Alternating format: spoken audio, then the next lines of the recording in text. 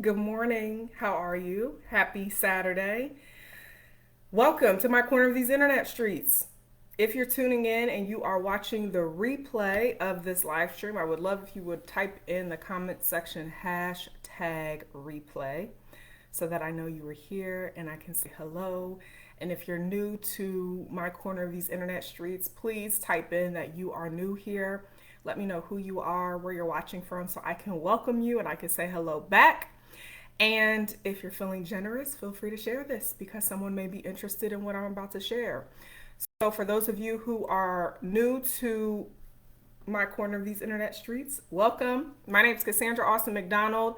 I'm a transformation mentor, manifestation coach, and I work with amazing, brilliant women who are desiring to unleash their next level of power to create the life, the love, the legacy, the leadership of your dreams in the most fulfilling and aligned way possible. And I felt really inspired to come live. It's 8:53 a.m. Eastern Standard Time here in the Sunshine State. I don't know if I've ever done a live stream this early in the morning on my public page, but I felt the nudge and I said, you know what? We need to have a conversation. We got to come on here and have a conversation. So if you're joining in live, let me know you're here, who you are, where you're watching from.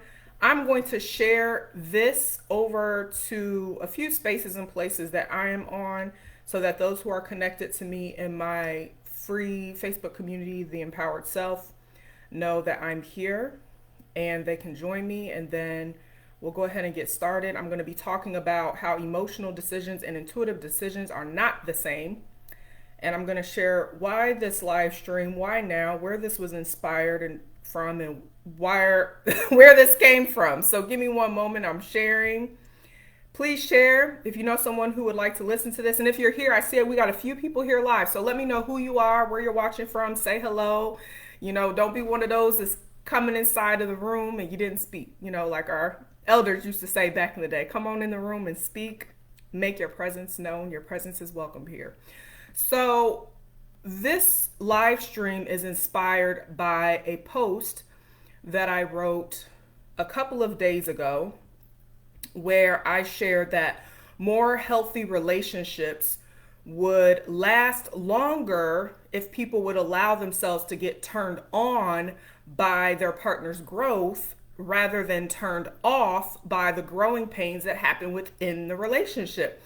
And you guys were so interesting. Good morning, Alice. How are you, my dear? What is so interesting about some of the content that I create is I never know, what's going to land. And I don't create for it to land. I just create for my heart and my soul and from my wisdom, from my intellect, from my experience, from my studies, from my research. Like that's where all my work comes from, right? And so I share it because I feel that's my calling is to share. I am doing really good. Thank you for asking.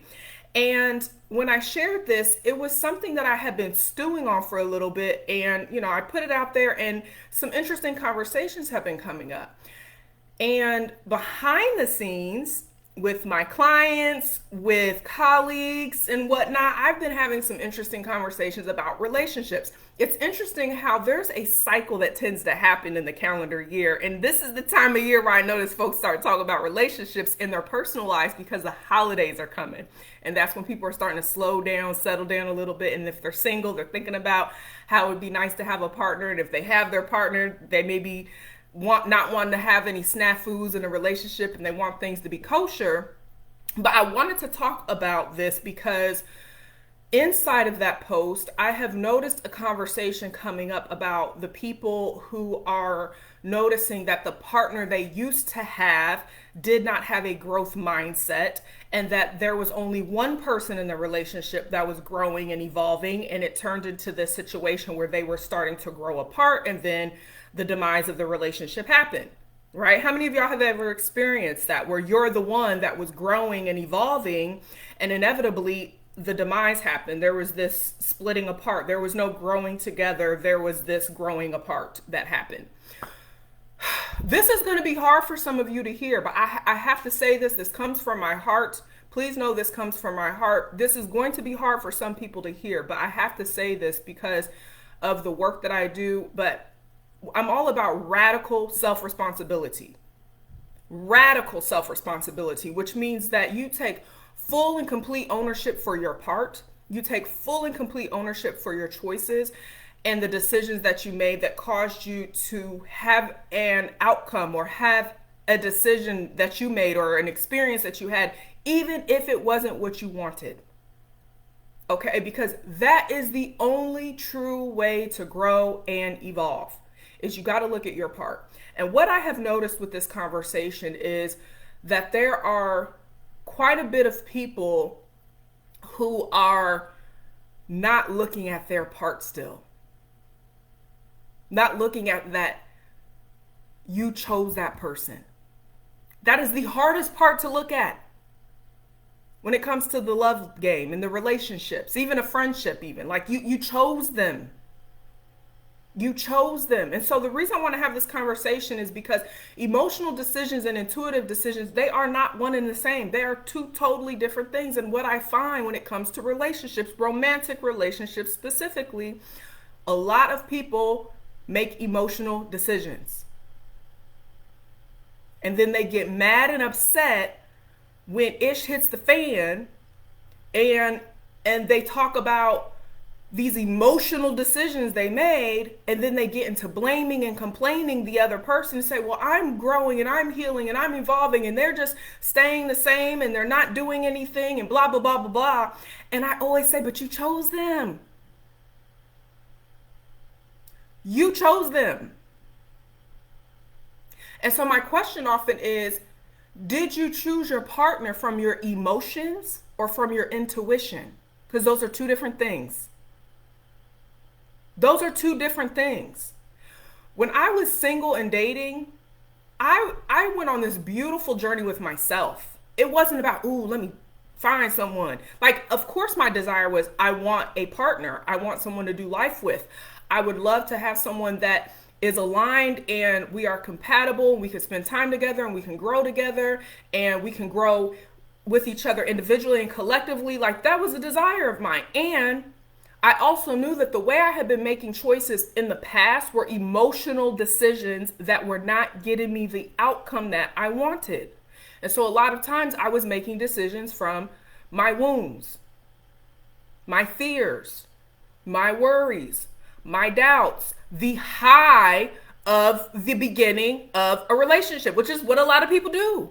You get so high from the beginning because it feels so good that you never allowed yourself time to come down to planet Earth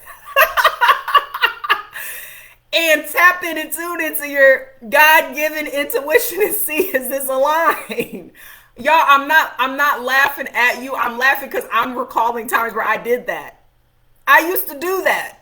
I used to be up here, y'all, high in the sky. I was not on planet Earth, y'all. I would be high in the sky, feelings all in like, oh, la la land, okay? And you know what would happen? Disaster. Hot mess express. Trauma bonds. Attracting narcissists. Love bombing. Exactly, Alice. I was so bamboozled. I would get bamboozled every time. And it wasn't until I stopped and pressed the brakes and pressed pause for the cause. And I said, girlfriend, you're not doing something here. Something ain't clicking. You're not doing something right. And what I realized was I was choosing partners off of my emotions, not off of my intuition. And so when I had that awareness and I had that realization and I faced the woman in the mirror and I said, girlfriend, you are choosing them. You. They're familiar spirits. I can do a whole training about familiar and unfamiliar and the psychology of that. That's a whole nother conversation, okay? Both spiritual and psychology of choosing familiar folks, because some folks are choosing their father or their mother in another form. Emotional decisions, okay? So what you have to first understand is the difference between Who are you when you're in your emotions, and who are you when you're connected to your God-given intuition, when you're connected to Holy Spirit within, when you're connected to your sacred self, when you're connected to that divine part of yourself? You have to know this. You have to know this, okay? Because otherwise, these emotional decisions will continue to run the show. You will constantly be creating chaos and then cleaning it up after the fact. And the worst part of it all is that if you do not pull the curtain back and look at this, you're going to keep blaming other people and complaining about what's out there instead of looking at that you're the common denominator that has been choosing them, whether if it's subconsciously or it's consciously, whatever the background part of it is. But you have to know, am I making emotional decisions? Yes or no? That's the first part. Okay. The second thing is you have to know what it feels like to be connected to your own intuition. And some of you don't even know what that feels like because you're disconnected and disassociated from your own body. Your intuition is not up here. It's in here. It's in this. I'm pointing to my belly. Okay. You can't see because the camera's up here, but it's your belly, your heart, like your core. And so if you can't discern between the two, you're going to have a difficult time choosing an aligned partner because you're probably making emotional decisions. And then when the ish hits the fan and it doesn't work and you start blaming and complaining that, oh, we grew apart and I was healing and I was growing and they weren't. My love, did you know that that's who they were when you met them? Were you paying attention? People are always revealing themselves. Always. People are always revealing who they are. But if you're so high in the sky from that initial feel-good chemicals in your brain going off because they swooped in and they doing all the things you always wanted somebody to do, and you're feeling all good and they love bombing you, doing all these things, and you're just feeling high in the sky off of it, well, of course, you haven't been noticing the parts of themselves that they have already been revealing to you about who they really are. And so this love game, y'all, my perspective is different than some folks I see on these internet streets. But I approach dating very intuitively once I got this. I stopped playing with myself because I realized that I was playing myself. I was like, you are playing yourself, Cass. Like, you are over here making emotional decisions, either from your wounds or from the high of the feel-good chemicals going off in your brain because this is new and it feels good. Whatever the reason is, I had to face that for myself and stop blaming and complaining about the people I chose. I chose them.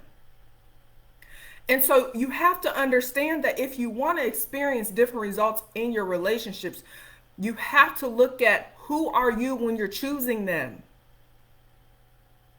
Who are you when you're choosing them? Are you in your emotions or are you in your intuitive wisdom? Because they're not the same. So many people have this confused. They're making emotional decisions and calling it intuition, and it's not the same. They're not the same. And so I felt really compelled to come on here and have this conversation because it breaks my heart that I see so many people that are repeating patterns, that are complaining about romantic relationships and saying that real love doesn't exist, or there's pee in the dating pool, or they're never going to meet their person, or whatever the stories they're telling themselves. And I just don't see it that way. I went from experiencing very toxic, dysfunctional relationships to having a very healthy relationship. I mean, night and day. But the shift was me. The shift happens in you first and for you next. And the shift that happened in me was me having a moment with myself of radical self-responsibility and saying, you are choosing from your emotions. You are allowing your emotions to run the show. You are allowing your emotions to make your decisions. You are allowing your emotions to choose your partners. And that's why you keep getting this outcome. That is why you keep getting the same outcome. That's why you keep seeing the fact that you're dating the same person with a different name and a different face over and over and over again. Didn't matter if they were a man or a woman, if they were black or they were something else. The pattern stops with you. The pattern stops with you. The shift happens in you first, for you next. The for you is you start attracting different people. You start using your intuitive wisdom, your God-given intuition to make choices, to discern, to notice, is this person, something don't feel right, and you don't trust yourself. Those moments you don't trust yourself, that's when you're playing yourself. Alice says there's pee, and they're along with people that shouldn't be in the pool because they can't swim and won't wear a life jacket. There's also chlorine and people have a good time. Yeah, exactly. There's always going to be the both and. You know what I mean? Like there's always going to be the both and regarding any topic, any category in life.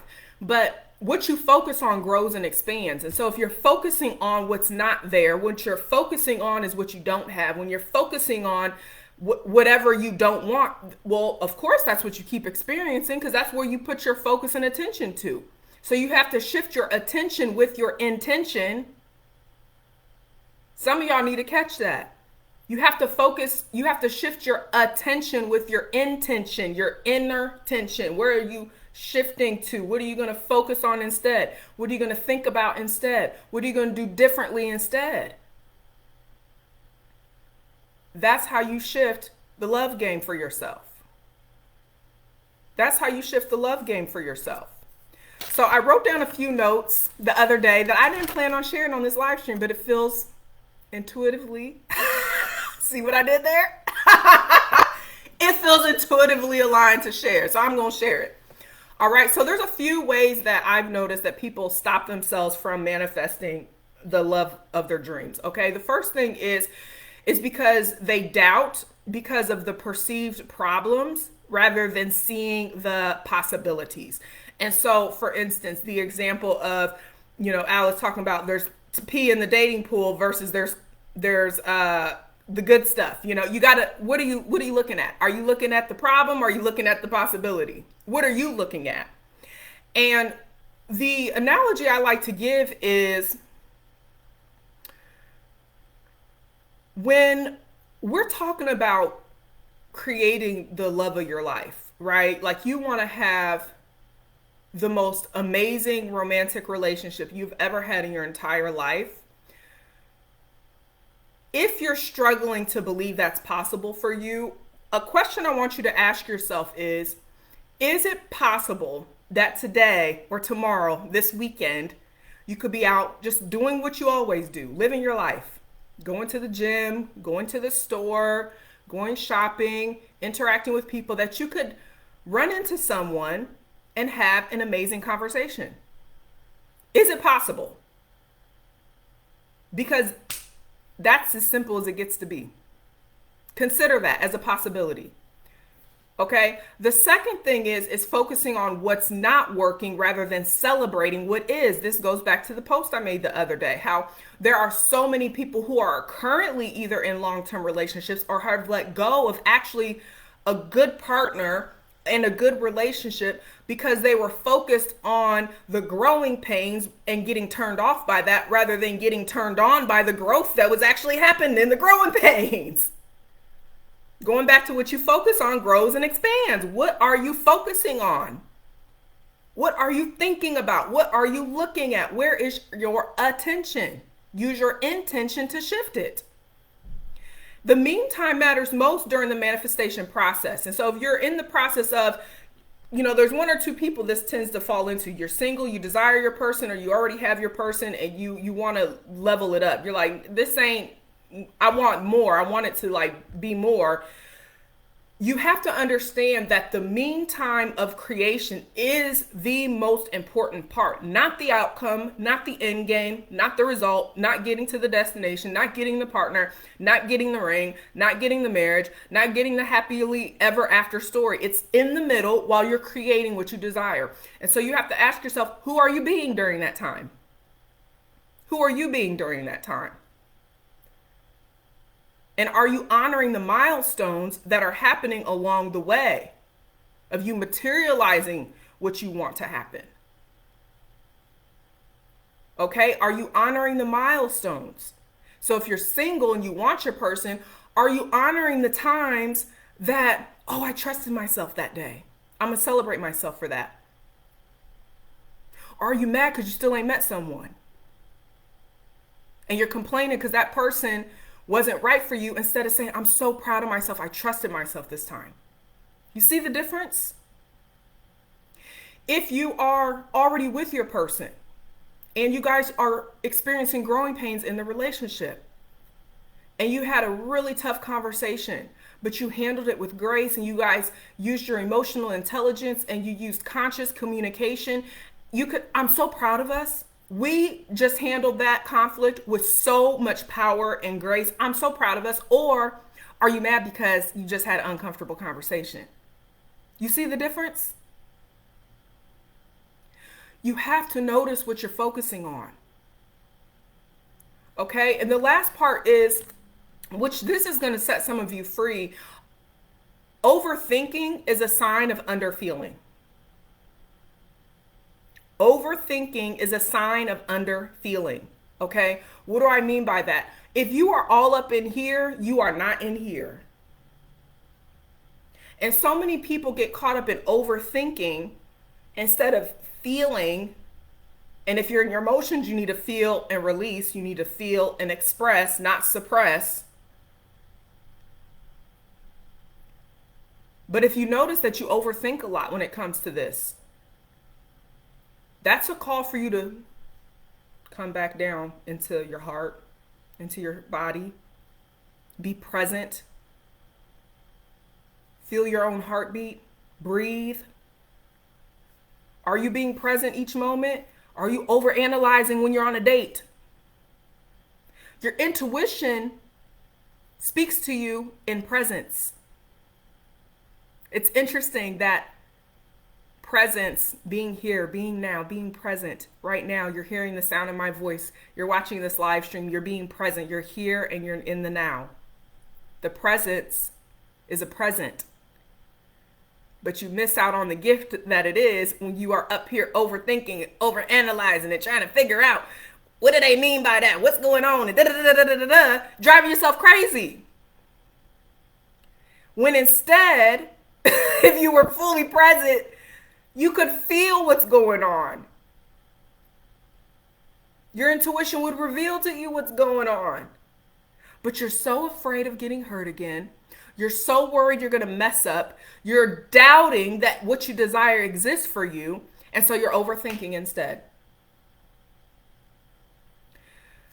So I hope that this conversation has really illuminated some things for you to really sit with yourself and ask yourself, am I making emotional decisions or am I making intuitive decisions? Some of you may need to look at this in different areas of your life, not just in your romantic relationships. You may need to look at this when you're making major life changes, maybe career pivots, maybe you're relocating, maybe lifestyle changes. I mean, this can apply to so many different areas of life.